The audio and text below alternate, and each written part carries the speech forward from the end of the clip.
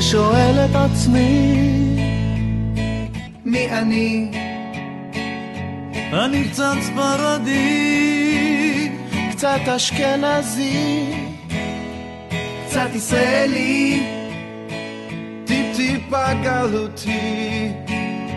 אני אולי דתי ואולי חילוני, אבל ביני לביני אני יהודי, וזה ייחודי.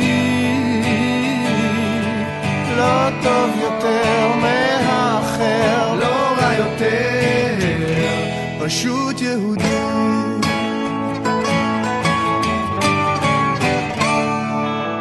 לפעמים חייל, לפעמים תלמיד, יש לי המון עבר וגם רואה עתיד.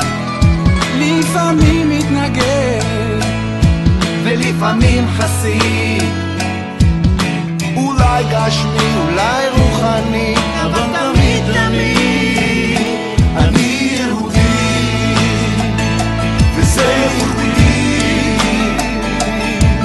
לא רע יותר, לא טוב יותר, טיפה אחר, פשוט יהודי. פתאום חזרתי מרחוק, שנוכל להיות כאן ביחד, שיהיה לי בטוח שאחזור לצחוק, שאוכל לחיות בנחת ללא פחד, כי אני יהודי, זה ייחודי.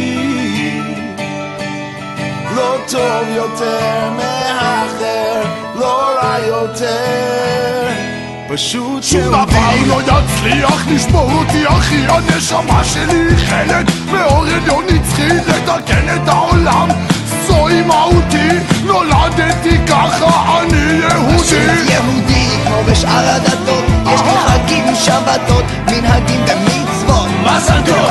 למרות שכל אחד בטוח בצדקתו, בסוף כולנו יהודים לפני כיסא כבודו. אני מאוד בוחר משנאת חינם,